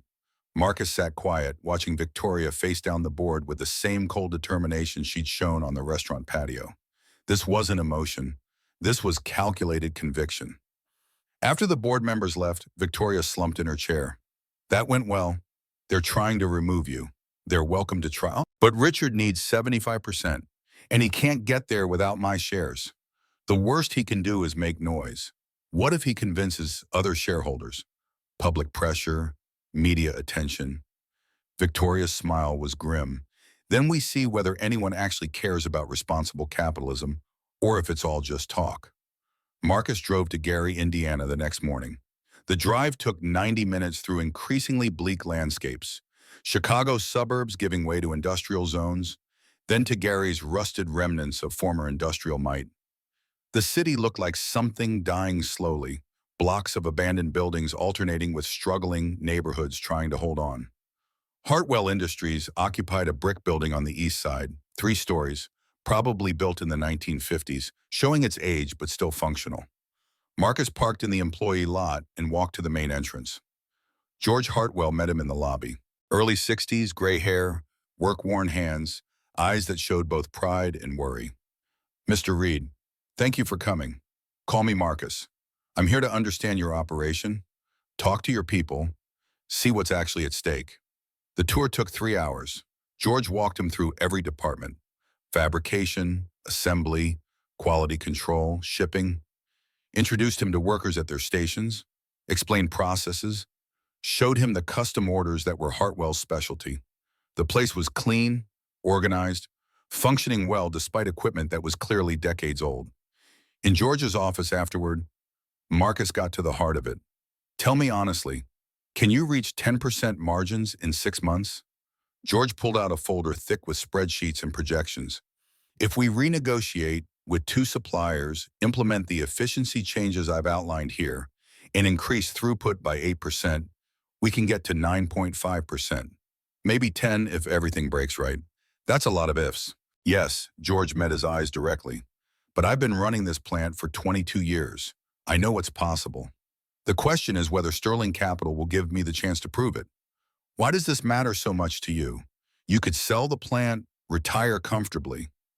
Because my father built this place in 1962. Because I've worked alongside some of these people for 30 years. Because Gary needs every ball it can hold on to, and I'm not ready to be the one who takes away 150 more. Marcus spent the afternoon talking to workers. Maria Gonzalez, the union rep, who'd been at Hartwell 15 years and remembered when Gary had 6 other factories. Tim, a machine operator with 3 kids whose wife worked as a nurse. LaShonda, the single mother in quality control who'd grown up in Gary and couldn't afford to leave. Robert, 61 years old, 6 months from retirement, terrified he'd lose his pension if the plant closed before he vested. Every conversation reinforced the same truth. Hartwell wasn't just a business. It was a lifeline for people who had no other options. That evening, Marcus drove through Gary's residential neighborhoods, block after block of houses that ranged from struggling to abandoned, boarded up storefronts, empty lots where buildings had been demolished. The occasional bright spot, a maintained home, a small business still operating, standing out like defiance against the decay. He stopped at a diner for coffee and ended up talking to the owner, a woman in her 50s named Carol. She remembered when Gary had been prosperous, when the steel mills ran 24 hours and people had steady work. Now she barely stayed open, surviving on the loyalty of customers who couldn't afford to eat out but did anyway because they needed someplace to gather. Hartwell people? Carol poured his coffee. They come in here for lunch sometimes. Good people, hard workers. If that plant closes, I'll probably close too. Won't have enough customers left to justify staying open. the interconnected fragility of it all. 150 jobs didn't just mean 150 families. It meant the diner, the gas station, the grocery store, the tax base that kept the schools and police funded. Economic collapse wasn't fast like a factory explosion. It was slow strangulation, one job loss at a time, until entire communities stopped breathing. Marcus returned to Chicago after midnight, exhausted and overwhelmed. He'd promised Victoria a recommendation in 2 weeks. He had 9 days left, and he still didn't know what the right answer was. The next morning, Sophie was back to her old drawings, the three-person family. But this time the third person was clearly labeled in crayon. Victoria. She'd drawn the woman in a business suit with long black hair, standing next to Marcus and Sophie in front of a house. Marcus studied the drawing over breakfast. "Sweetheart, why are you drawing Miss Sterling in our family picture?" "Because she's nice. And she helps people like you do. And maybe if she comes to visit, she won't be lonely anymore." The child logic of it was perfect in its simplicity. Sophie had seen Victoria as someone who needed to be included, who belonged in the category of people who mattered. "Have you met Miss Sterling?" "No, but Monica showed me a picture on her phone. She said Miss Sterling helped her daddy get into school again." Monica Martinez, Ray's daughter, the teacher's aide. The connections kept multiplying, lives intersecting in ways that proved how small the world actually was. At Sterling Capital that day, Marcus worked on his Hartwell assessment. The numbers were stubborn things: 8% margin, projected costs, revenue forecasts. George Hartwell's plan was solid but optimistic. Plenty of room for things to go wrong. But the human side was equally clear: 150 jobs in a community that desperately needed them. A manager who cared enough to fight for his workers instead of taking an easy exit. People like LaShonda and Robert and Tim, who weren't asking for charity, just a chance to keep earning their way. Victoria stopped by his office mid-afternoon. "How's the assessment coming?" "Complicated." Marcus gestured at his screen. "The numbers say you should pull out.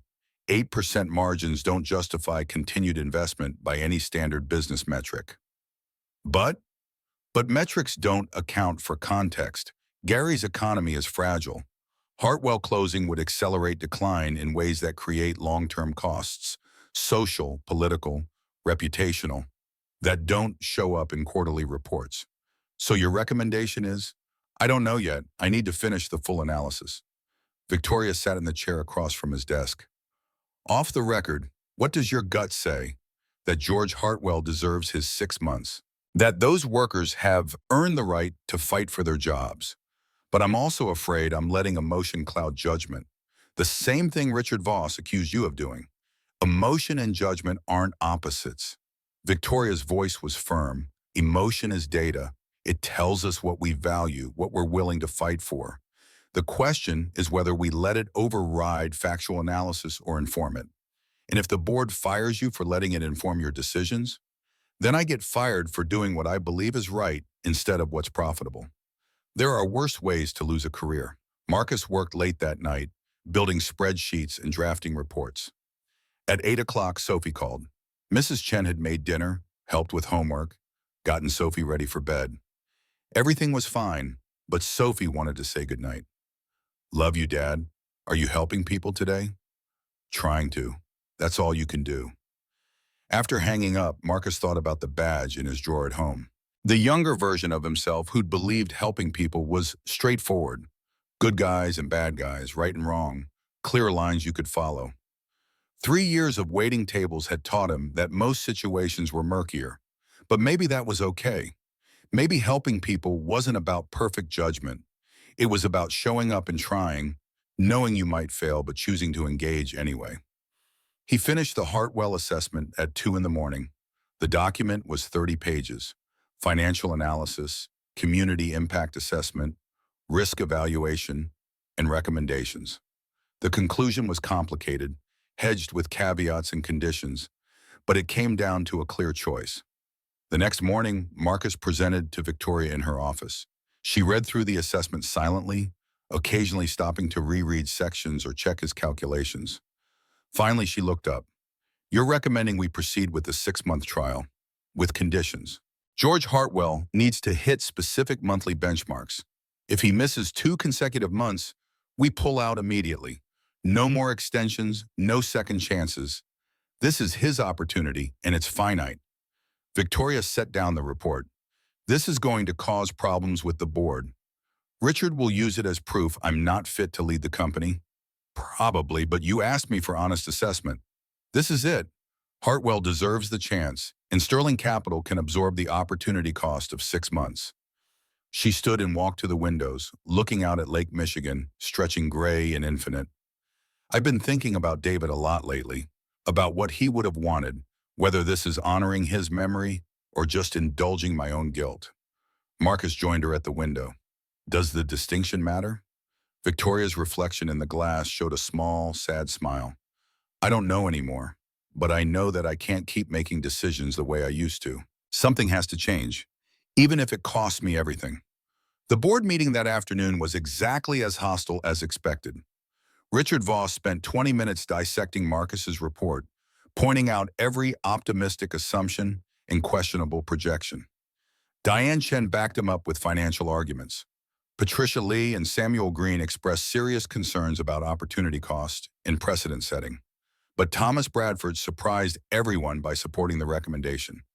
And two independent board members, Stephen Park and Jennifer Dunn, sided with Victoria after reading the full assessment. The vote was 4-3 in favor of proceeding with Hartwell's 6-month trial. Richard Voss gathered his materials with barely contained fury.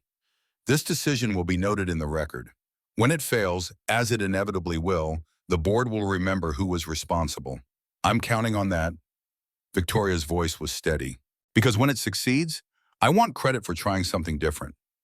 After the meeting, Victoria took Marcus to a bar 3 blocks from the office, an upscale place with leather booths and expensive whiskey. She ordered 2 glasses of bourbon. I don't usually drink. Marcus eyed the glass. Tonight you do. We just survived a board coup attempt. That deserves marking. They sat in a corner booth away from the after-work crowd. Victoria raised her glass. To 6 months, and to proving that business can be about more than just maximum extraction.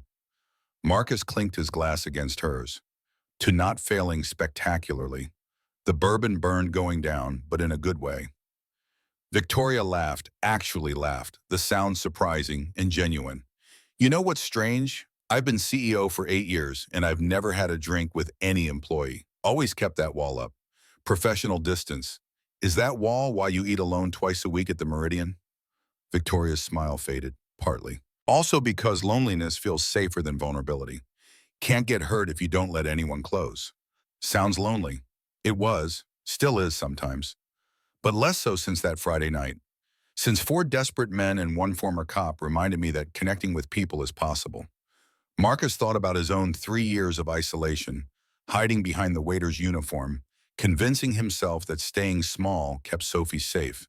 Maybe they'd both been running from the same fear, that caring about things meant they could lose them. His phone buzzed. Text from Sophie via Mrs. Chen's phone. Dad, I drew you and Victoria at work today. Monica helped me spell the words. Love you. The attachment showed another drawing. Marcus and Victoria in an office, stick figures with briefcases, helping a whole row of smaller stick figures labeled workers. Victoria leaned over to look. Your daughter is remarkably insightful for 7 years old. She thinks you're part of our family now, part of helping people. Victoria's eyes were suddenly bright. Tell her thank you. Tell her that means more than she knows. They finished their drinks and walked out into the Chicago evening. November had arrived properly now, the cold carrying the promise of winter's harshness. Marcus pulled his coat tighter and thought about the months ahead. The travel, the assessments, the constant pressure of decisions that mattered. But underneath the anxiety was something else. Purpose. The sense that he was doing work that used the skills he'd spent 8 years developing, that connected him to something larger than himself. You ready for this? Victoria asked as they reached the corner where they'd part ways. No, but I'm going to do it anyway. That's the spirit. She smiled. See you Monday. We have 12 more portfolio companies to review, and I suspect Hartwell won't be our only difficult decision. Marcus drove home through downtown traffic, past the glass towers where decisions affecting thousands of lives happened every day. He thought about George Hartwell trying to save his father's factory, About LaShonda and Tim and Robert fighting to keep their jobs. About Ben Torres hoping his wife might come back if he could prove he was stable again. About Ray Martinez's daughter working at Target while taking community college classes, still trying to reach the future her father had promised her. All of them connected now, bound together by decisions made and chances taken, and the fragile possibility that things could be different. At home, Sophie was already asleep, but she'd left her latest drawing on the kitchen table. The three-person family again, but this time with a caption in Mrs. Chen's neat handwriting. Sophie says this is you and her and Victoria making the world better. Marcus taped the drawing to the refrigerator next to all the others. 3 years ago, he'd believed the world was too broken for him to fix. But maybe that wasn't the point. Maybe the point was trying anyway. Showing up even when success wasn't guaranteed, choosing connection over safety. His phone lit up with an email notification. Victoria sent at 11 p.m. George Hartwell just called. He wanted me to thank you personally for the recommendation. Said he won't let us down. Marcus typed back, he better not. I just bet my new career on him. The response came immediately. We both did. Sleep well. Marcus stood in his small kitchen in his small apartment and felt for the first time in 3 years like he was exactly where he was supposed to be. Not because he'd figured everything out. Not because success was guaranteed, but because he'd chosen to step forward instead of staying hidden, to risk failure instead of guaranteeing mediocrity. Outside, Chicago settled into its nighttime rhythm. Somewhere, George Hartwell was probably still in his office, working on efficiency plans. Ben Torres was filling out training program applications. Ray Martinez was helping his daughter study for community college exams. Frank Castellano was trying to believe that maybe, possibly, things could get better. And Victoria Sterling was sitting alone in her expensive penthouse, probably staring at an upside-down photograph of her brother, wondering if she was honoring his memory or just trying to atone for answering his last phone call with, "I'm too busy." They were all connected now, Marcus and Victoria and the 4 men from Morrison, and the workers at Hartwell and Carol at the diner, and Gary and Sophie drawing her stick figure families. All of them part of a story that was still being written, still unfolding, still uncertain. But uncertainty was better than hiding. Risk was better than safety purchased at the cost of your soul. Marcus turned off his kitchen light and went to check on Sophie one last time. She was sprawled across her bed in the particular abandon of childhood sleep, completely trusting that the world would be there when she woke up. He pulled her blanket up, kissed her forehead, whispered words she couldn't hear, but he needed to say anyway. I'm going to be better. I'm going to try. I'm going to show up for you and for them and for everyone who needs someone to see them as human instead of numbers. That's all any of us can do. Show up, try. Hope it's enough. Tomorrow would bring new challenges, more assessments, more difficult decisions, more opportunities to fail. But tonight, standing in his daughter's doorway, Marcus Reed felt something he hadn't felt in 3 years. He felt ready. Word count, 8,012.